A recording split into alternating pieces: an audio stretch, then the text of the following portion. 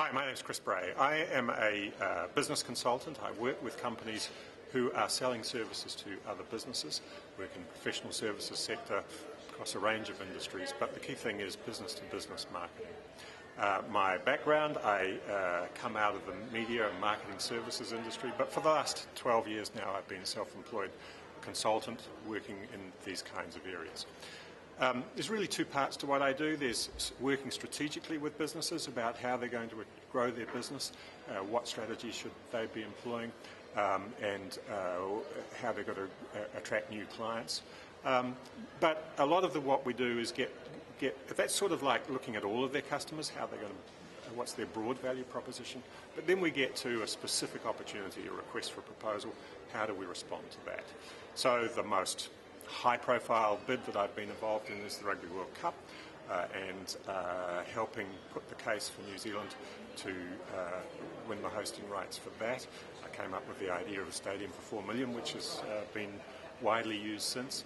And then other work as well. So I've had a lot to do with Wellington City. We helped them win rights to host the quarterfinals for the Rugby World Cup. We helped make sure they kept the sevens in Wellington.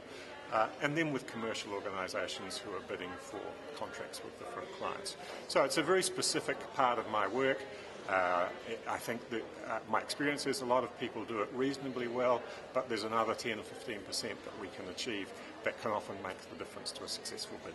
I was doing a seminar recently, and at question times one of the delegates said to me, do you know why New Zealand won the rights to host the Rugby World Cup in 2011?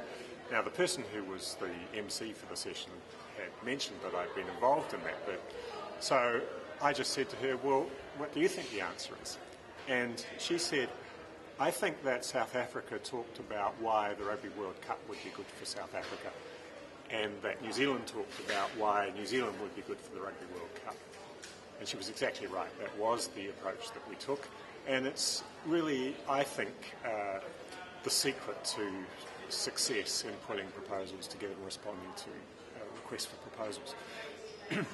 Typically, the proposals that I see that companies have put together, they may be, not always, but they may be very competent technically, but they're not compelling. They don't actually talk to the buyer, the customer, about their problem and how you're going to